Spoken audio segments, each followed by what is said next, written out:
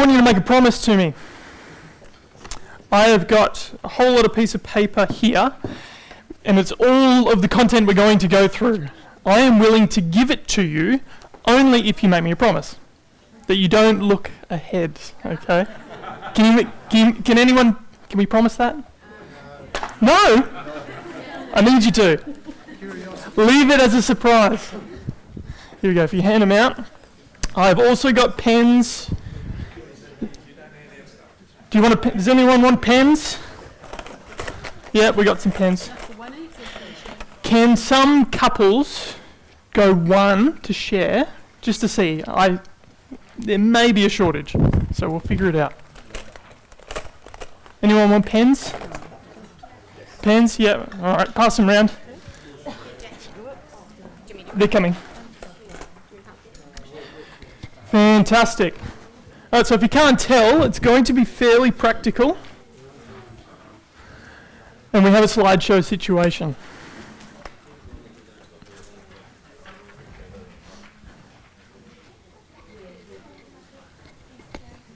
Are we alive?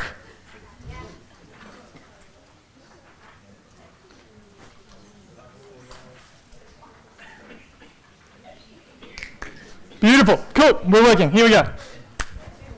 Einstein once said something very important.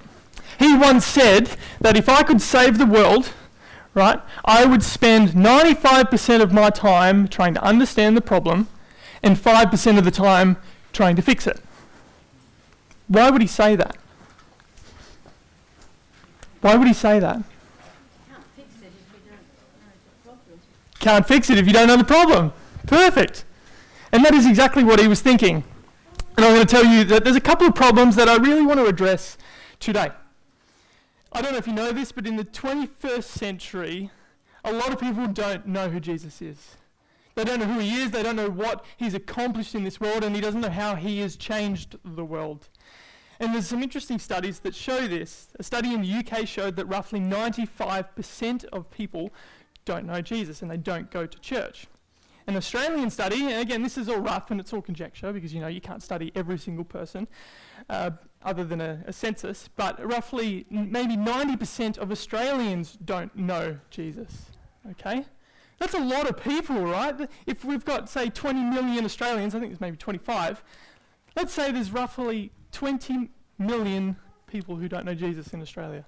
That's a lot of people. And another problem that we have is that a lot of our society today have mental health problems, right?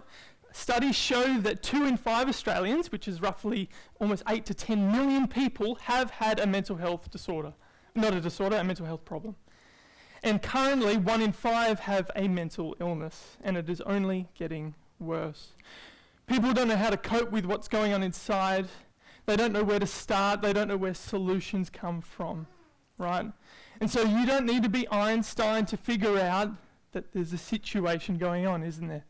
So I'm going to clarify too that I'm really sorry about this pulpit. I'm really embarrassed because it really feels really separate.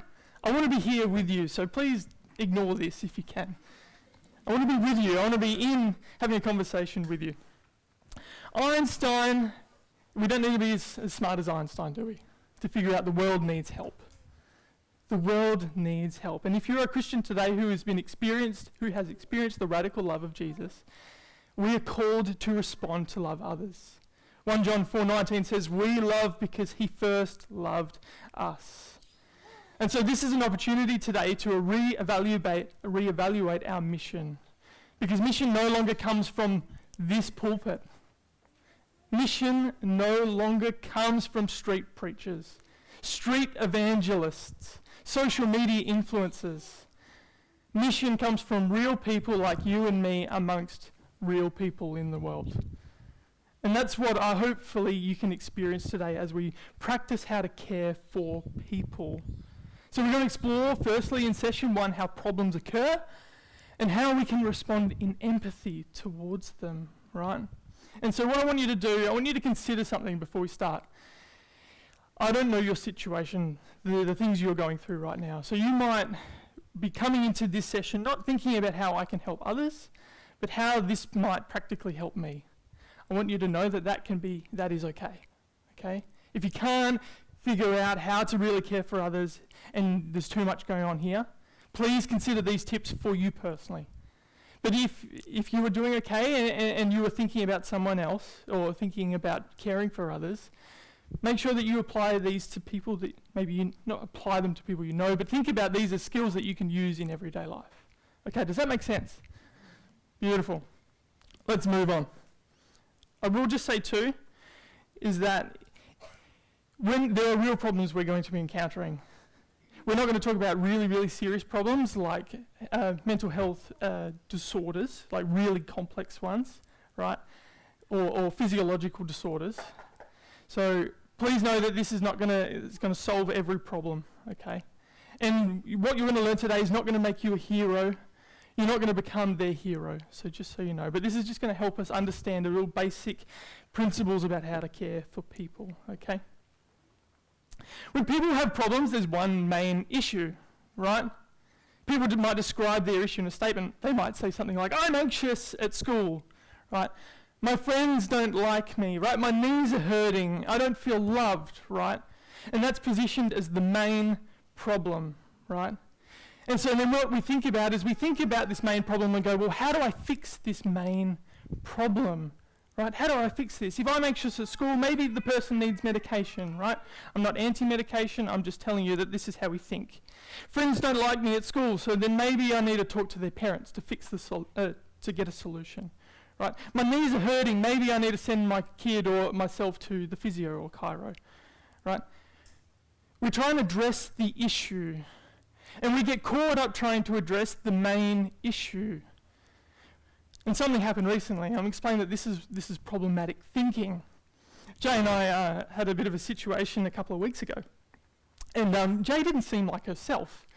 And so then I was thinking, well, okay, how do we get her away from not feeling herself, right? So I said to her, look, honey, do you want to go have a bath, right? Do you want to go spend some time with friends? Do you want to get dressed up and have a nice time, right? Okay. And I tried addressing the main problem, right? I tried providing a solution. But there was two problems happening here, okay? Here's the first issue, is that I wanted to fix the main problem when really there are seeds to a problem. I've misunderstood the situation because issues itself, main issues, don't revolve in the statement, they revolve in problem seeds, okay? Right, so I want to give you an example. Say you have a daughter who's 20 years old, right? And she has an outburst and she's raging and her behaviour is so questionable. You might think, well, I've got to fix her behaviour.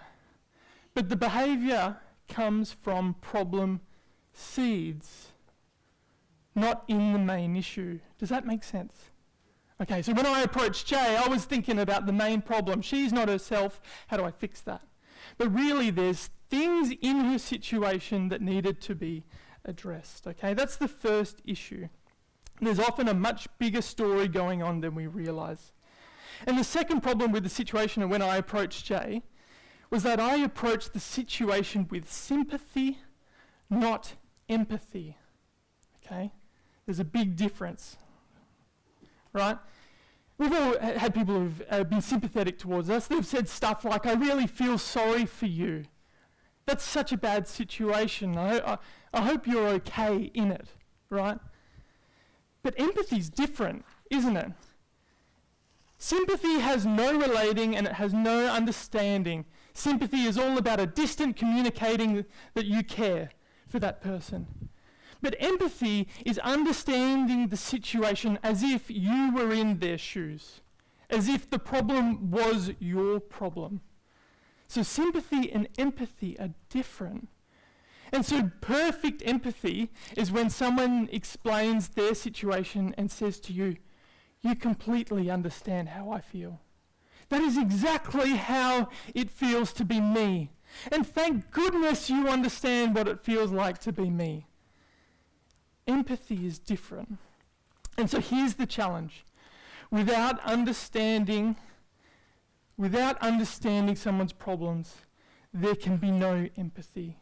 We can only give either advice or sympathy, right? But the Bible calls us to empathy, Romans chapter 12 verse 15 says, rejoice with those who rejoice, mourn with those who mourn.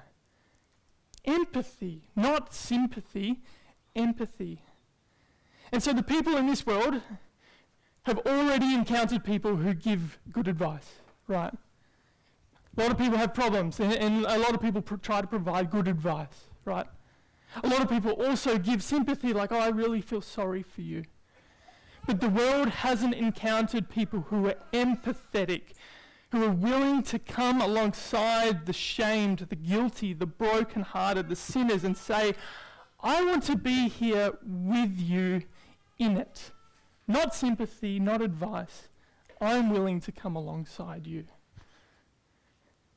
This is how the world will be changed. And this is what Jesus said at the end in Matthew chapter 28, verse 20. He says, and surely I am with you always to the very end of the age. It is different. Empathy. It's amazing and it's transformative. So what we're going to do today is we are going to explore 6 seeds. The seeds, I'll go back so you can see them.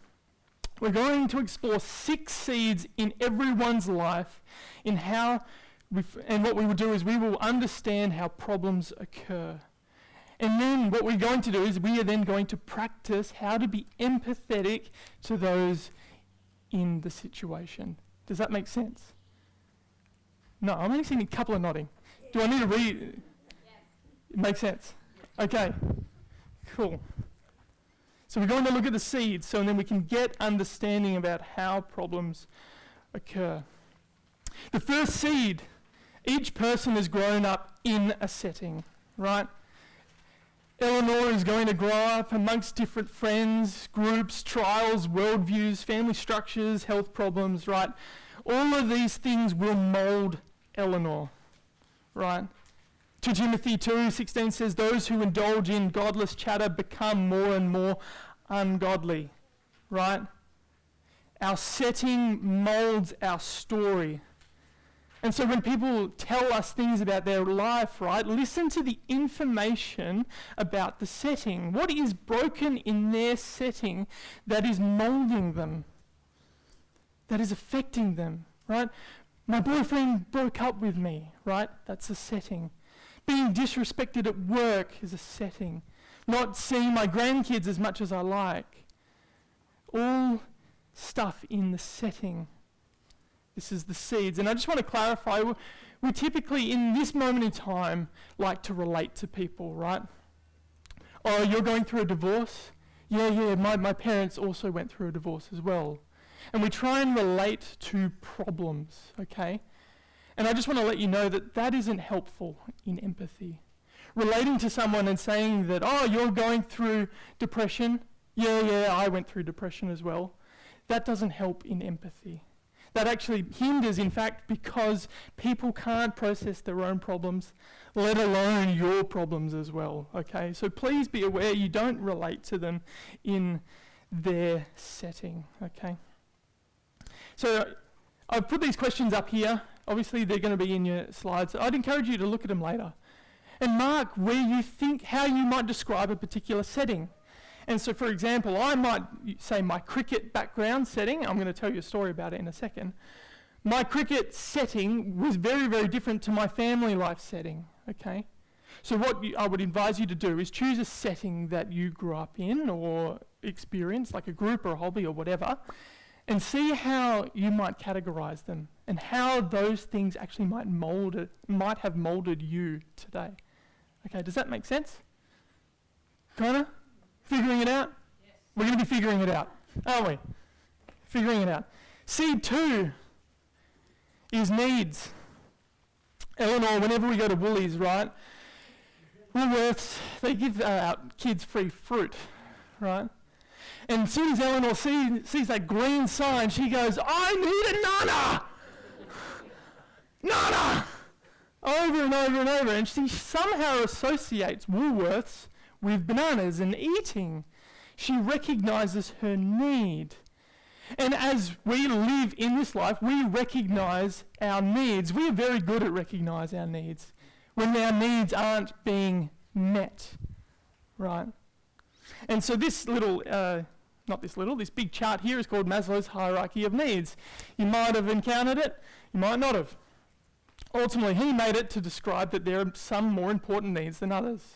We're not really going to unpack it, but I'm just showing you that the bottom needs are more important, and the ones up the top are maybe less important, but we still need them, right? And the goal of this is to reach self-actualization, to be your true self, to be the best self you can be, okay? We're going to unpack that in the next session, whether that's a good thing or not. And so often when you talk to people with an issue, there will often be a missing need. They will have a need that they don't have, right? Something they believe they need. I want the family like she has. I want more muscle to become attractive.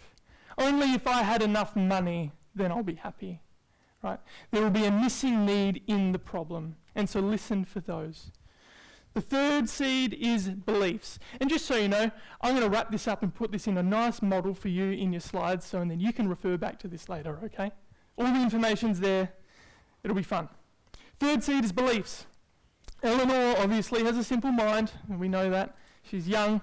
But she believes that if I get a banana, I'm going to be happy. Doesn't she? That's what she believes, right? But if I don't get the banana, what happens? Tantrum. World ends, right? This is catastrophic. She has a belief system.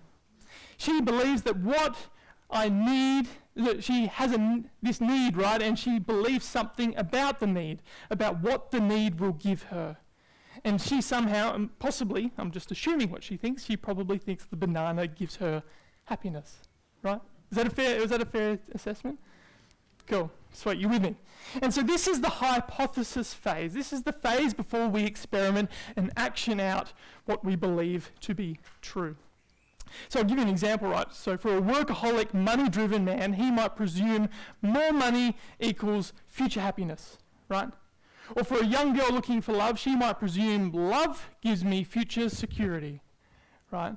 So you can play around with that and figure out maybe what beliefs you might have about your life. And so listen for the hypothesis. Listen for how the need will help me. How, if I get this thing, how will my life be better? Okay? So I've gone through the first three seeds, right? And I want to tie this all together and tell you my story, right? A lot of you know my cricket story, so let's just continue that theme, you know? In my cricket team, let's get this up for you. Here we go. In my cricket team, it wasn't a loving environment. Actually, in fact, I wasn't respected the way I wanted to, okay? So I had this setting where I wasn't respected. And then I recognized my need, and I believed I needed to be respected, right? Okay? Then I had to come up with a hypothesis. How do I get respect, right? And what I'd seen on movies and TV shows and the people in my cricket team, I believed if I became significant, I would get respect. Does that make sense? Yeah? Cool. Hopefully you see how they're all intimately connected. Okay. So what we're going to do is we're going to do an activity. Okay? This is practical. I'm not going to listen to me talk for too long. Okay? On your next slide, we're going to spend 5 minutes. There's a story about Claire. Okay? And so what I want you to do is work in groups. What I want you to do is read the story, and this is Mum's perspective of what's happening to Claire. I want you to try and figure out what is Claire's setting, what her needs are, and what her beliefs are. But this is tricky because it's the mum's perspective. So I need you to really try and think and figure out maybe what's happening to Claire. What Claire is experiencing in the setting, what Claire's needs are, maybe what Claire's beliefs are, okay? Spend a couple of minutes, we then might chat about it, and then we'll move on, okay? Happy? Any questions? Do it in your rows, yep, cool.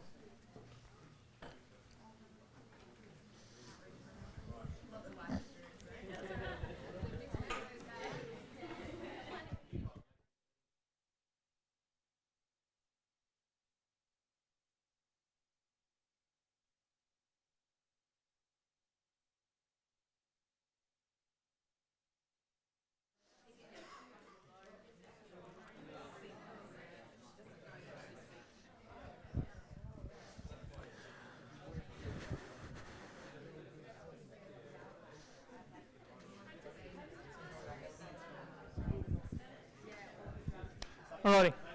We're ready? Cool. All right. Let's have some answers. What did we think it was? What was the setting? Do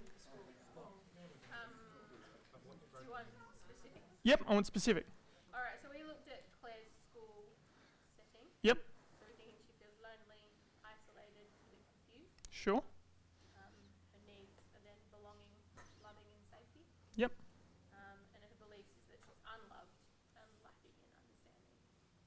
so the belief is about how do I get what I need? By belonging to that group. Yep, Yeah. okay. So yeah, the beliefs that come, well, what am I feeling, and then the actions come out of her feeling. Yep, okay. Who else? Sounds good. Hubby? Anyone? Anyone had something different? I would wonder Yes. Claire actually thinks there's no real problem. Yep, So she's maybe she's a little lonely, but maybe her mum's causing the problem. Maybe her mum's thinking there's a problem. Yep. Maybe Claire is actually relatively content, just thinks she's getting some independence, yep, getting some acceptance and moving on yep. to a different stage. Mm. I think the mum summed it up there. She says she's never lacked any material need. Yep, What about all the other needs that you need as a child? yep, Not just giving everything she wants. yep. Awesome. And what's really interesting is that you all read the same story, and yet you all kind of said different things. I'm going to tell you why I wrote it and the problem that I created. The problem I created was that she's... We talked about it. Go on. Yeah, sure. Sure. Yeah. The problem I created was that Claire is so mothered and so babied is that all she was trapped, right? She was made to be dependent on mum. So what she wanted, what she needed was independence, right? And how do I get independence? Push mum away, I rebel. Push mum away. That was what I created. But it's interesting, right? We all thought different things. Oh, you said that? Yeah? Cool. But the practice was to get into Claire's shoes. And I hope you experienced that. Try and not get in mum's shoes. Don't listen to what mum thinks is the problem. Try and figure out what Claire thinks is the problem. What the problem that Claire is experiencing. Cool? Hope it was interesting. We're going to do one more. Claire's at level 3 on the esteem. Lev- She's at level 3 with esteem. She doesn't have esteem by being under the mum. So Yes. she moves to a group where she may find that esteem in a group that she's relating to, but totally against what the mum's on about. Exactly. But she can either be a leader or a follower in that group and determine whether she's going to get from it what she needs. Exactly. Yeah. Thanks, John. Let's move on. More seeds. There's more problems. Gee. With the hypothesis, right, you then have an action, right? So when Eleanor gets her banana, she begins to eat it, doesn't she? Right? She doesn't just hold on to it. She starts completing the action, right? And likewise, when we have a belief, we then act on it. We act on it. If a young girl is looking for love, right, she might action a host of different ways to get her love, right? She might start to dress provocatively. She might start to wear makeup, might try and impress the boys with her grades or her flirtatious nature. Maybe she tries to be more adventurous and fun, right? In order to get what she wants, she tries to action her belief, right? And this is what we all do as well. Let's move on to the next one as well, because that's pretty simple. We all understand what that is. Sometimes also in problems there is then an obstacle to what I want, right? Eleanor, when Eleanor's eating her banana, she eats it so fast that she then bites into the peel, right? Ugh. And then what happens, right? What happens? Tantrum. Again, another tantrum. There's an obstacle to what she wants, isn't there, right? And obstacles get in our way as well. They stop us from what we want and our plans, right? And has anyone experienced an obstacle? If you're human, yeah. You have plans and things get in the way of your plans, don't they? Right? A young girl looking for love. Let's use the same example again. She wants to wear the provocative clothing, but it doesn't work, and it actually gets her different attention that she didn't want. Right? It's an obstacle, right? Maybe the boy doesn't care about her good grades, right? Maybe a different boy gives her the attention and starts flirting with her instead. And that's not what she wanted, right? It's very, very simple, but it's an obstacle to her plans, right? And then the result of the obstacle is our reaction, right? When we don't get what we want, we respond in various ways, right? And when Eleanor bites into the peel, she has the tantrum. She struggles to get the banana and she yells, "Dad, Dad, Dad, Dad, Dad!" Screams, reacts, and is mad and furious and angry, right? And in the same way, when obstacles get in our way, we respond. Here we go. And just for 30 seconds, I want you to look at this graph, right? When you are in the most comfortable state that you are in, right? If you're just comfortable, content with life, where would you position yourself? Do you like closeness, being with people? Or are you a separate kind of person, right? And once you've determined that, do you like to serve others in your close relationships? Or do you cling to people, right? Or are you the opposite? Are you just naturally aggressive? Or are you naturally passive, okay? Where are you most comfortable in your most content state, right? Have you got it? Now, you're biting in a banana and you bite the peel and you get mad, maybe. How do you respond? Because theoretically, if this model makes sense, it should be the very opposite of what you just said about when you were most content and comfortable. Right? I'm going to show you, I'll tell you mine, right? So I like closeness and I actually like to cling. I'm not a serving kind of guy, right? I don't care. Sorry, honey, never really bought you flowers, have I? No, right? I like to cling. I like closeness, right? But when things don't go my way, I can be angry. Don't I? Yep. Separate. How do you respond in your reaction when something doesn't go your way? Do you know it?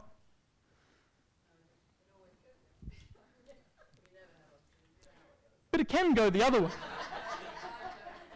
but it can go the other way. You can be naturally and most comfortable passive. You don't like people. But yet when something doesn't go your way, you go, well, how do I get what I want? I'm actually going to cling to someone else. Do they go like diagonally opposite or? You can go anyway. Oh, can go anywhere. Yeah. You can. Yeah. But it's just an example to get you to think about when something comes in your way, how do you react? Right? I hope this is interesting. I hope it's fun. So there are 6 seeds. And so, if you didn't know, I've created one that is full of different settings, full of different needs, full of different beliefs, actions, external, internal obstacles, and how we react, right? I would advise you, if something comes up in your life, have a look at it. Figure out maybe what's going on in your problem, not by trying to look at the main issue, but trying to figure out the seeds, right? If you have children, right, and they've got a problem and they come to you for help, right, I'd advise you to look at this.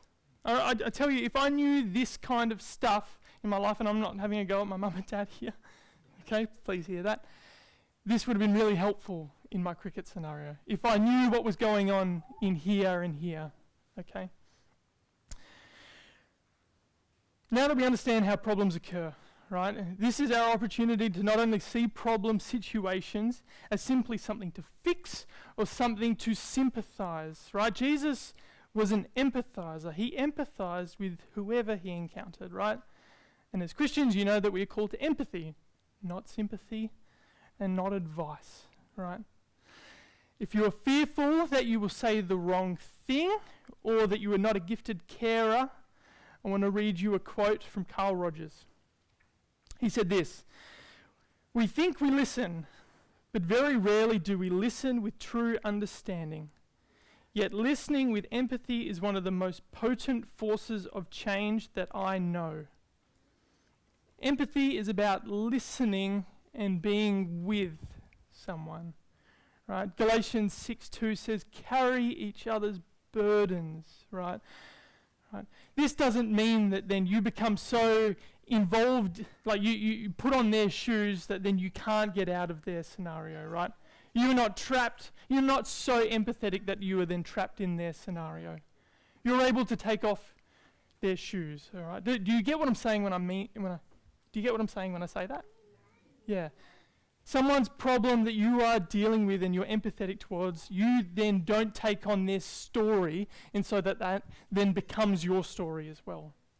You experience them and you meet them there, but you're able to take the shoes off. And you're able to say, in the midst of their problems, I care about you and your well-being, right? And the world needs this. And I want to provide one more warning as well. What I've just showed you, okay, is powerful, right? And you can use this for evil, okay?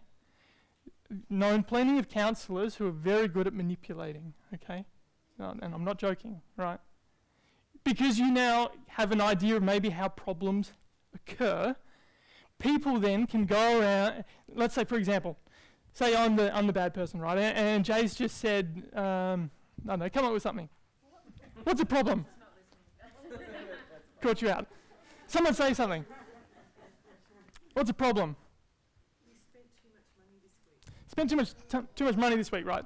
And then instead of going, I'm really sorry about that and being an empathizer, I'm actually going to use my model as a weapon against you and question, what about your beliefs? Like, what is that about, Beryl?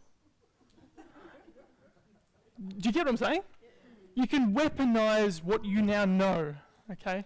And I'm calling you to not do that, okay?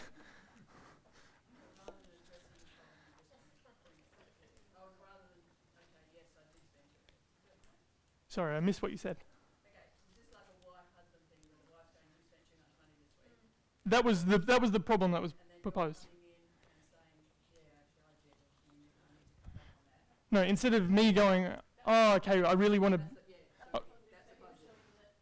That's right, so that's what he should have done, but the weapon thing is saying, now what's your Yeah, yeah. yeah, Back instead of just addressing and saying, yeah, I spent, yeah, okay. exactly. Yeah, I use what I now know as a weapon against the other to hurt other people. So I'm not empathetic.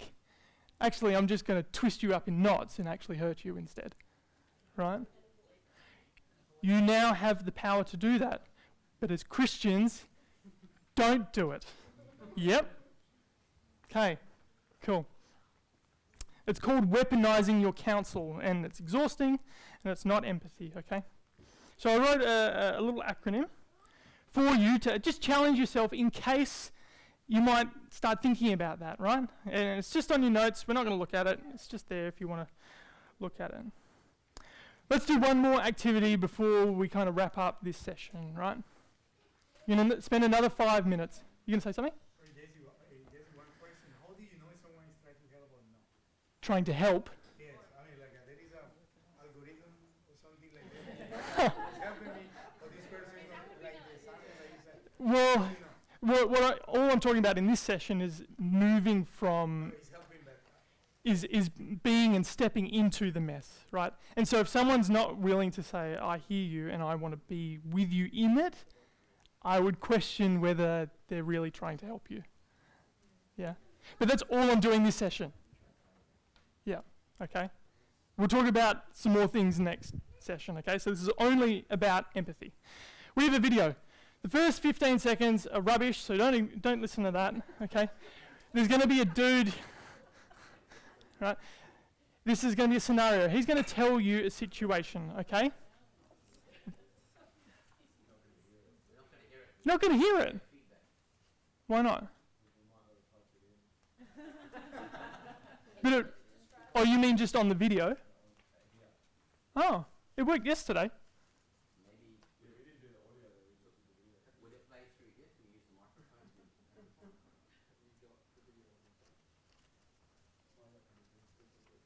All right. Yeah. Pause the video. Sorry if you're watching online. This is CYC. Welcome to CYC. It's not my fault. No. Yeah. This setting is driving me insane. Tell you. Yeah. Yeah. Help me.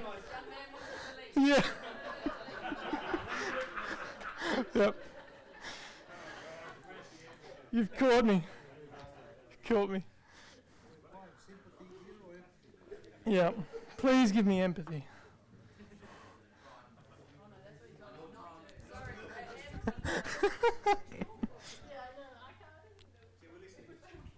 Am I listening?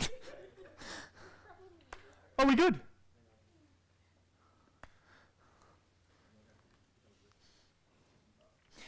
So just tell you information about the story. He's going to talk for 30 seconds about his life, right? There's not a lot of info in there.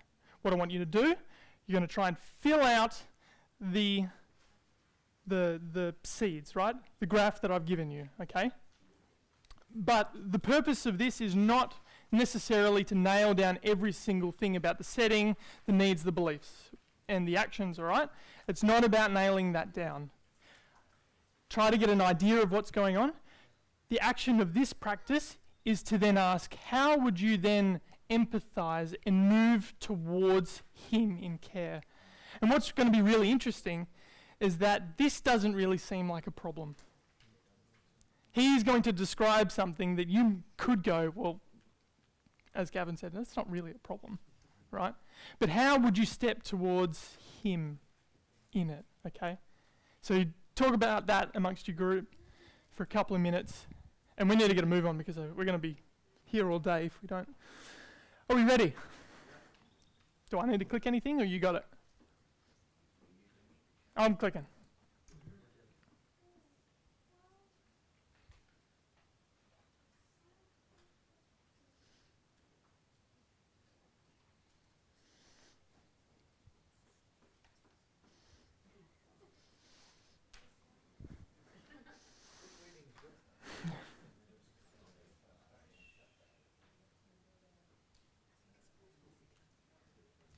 Captain of the soccer team, student body president, I get good grades, straight A's, I'm going to college next year on a scholarship, I'm on the improv team, I'm popular, I've got plenty of friends.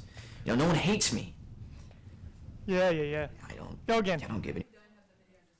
Yep. Yep. Done. Do that. Trial and learn more information this is the about rubbish Symptom bit. Media's mental health nursing collection. Captain of the soccer team, student body president, I get good grades, straight A's, I'm going to college next year on a scholarship, I'm on the improv team, I'm popular, I've got plenty of friends. You know, no one hates me. I don't give anyone reason to hate me. So yeah, it's a great life. Sounds like a very good life. It is. Would you describe yourself as happy? I just told you. You told me what you do. Told me fantastic things you've accomplished. You didn't tell me whether you're happy or sad. I have no reason not to be happy.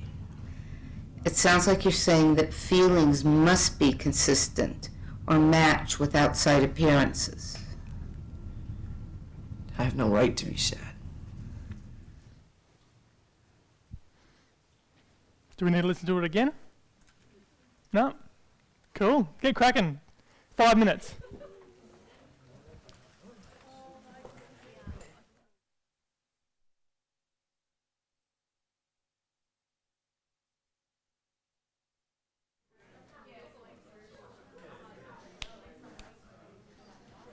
Beautiful. All right.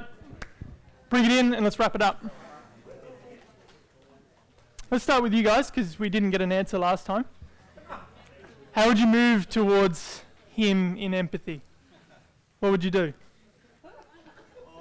We thought that he seems to have all the peripherals in place that supposedly made him happy, but he needed connection with people and a depth of relationships. So we felt like we needed to just kind of ignore the externals almost and get to know that person and have them, you know, get invested in other individuals. Cool. Cool.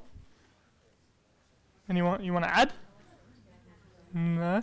He needs the Lord. He does. That's next session. Jeff's got something? Come on, Jeff. Give us your wisdom. If you're going to move to human empathy, I'd probably say that sounds really tiring. All right, here's what I'd say. I'm pretty busy. I would say. See what he says. We were thinking, as long as he's achieving his approved of, maybe that's the need, potentially. Sure. Anything else?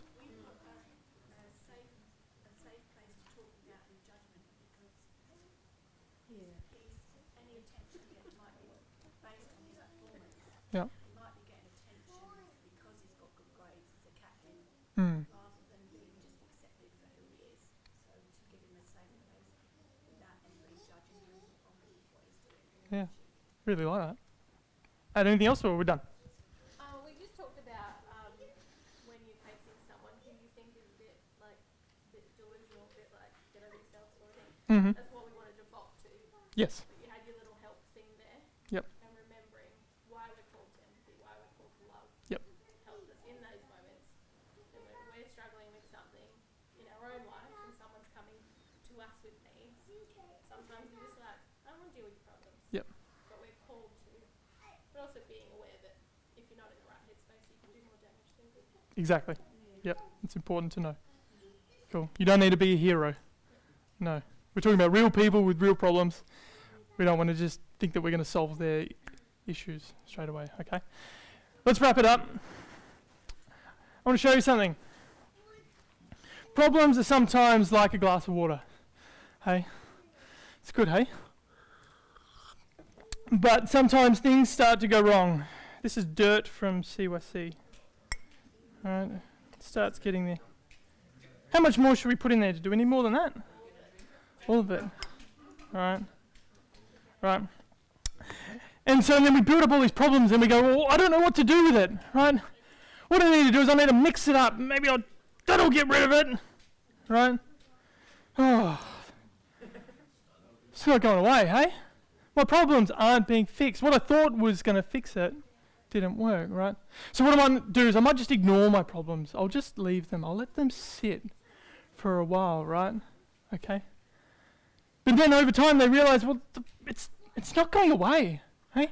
So I may as well just drink it, hey? My life's just terrible, hey? Oh, good. Oh, CYC dirt, hey? But you know what empathy is, right? What's empathy? Everybody drinks it. Would you do you want to be empathy? I've got dirt in my mouth. Yes, I'll drink. You know, here we go. You don't have to, but would That you? would be empathy. It would, but you don't. Yeah. I was just telling you that was the empathy. Now get away. That's empathy. And it's a really important principle, and we're going to wrap that story up in the next session as well, right? And I'm really glad you're willing to drink it, right? Loneliness, being isolated in your problems, is what's called the new leprosy, okay? Without empathy, there is no healing. And I want to just read you a little story in Luke chapter 17, verse 11 to 13 about a leprosy story. Now on his way to Jerusalem, Jesus travelled along the border between Samaria and Galilee, and he was going into a village, and 10 men who had leprosy met him. They stood at a distance and called out in a loud voice, "Jesus, Master, have pity on us." Right? Without empathy, there is no healing. Please know that. That's the end of our first session. We'll have the next session in 20 minutes. Sorry, we've gone a lot longer than we would like. But the next session, we're really then going to focus on the other question of Einstein, the 5%. Okay, what if someone says, what advice do you have for me? Okay? Hope it's exciting. Hope you're having fun. Let's have a break.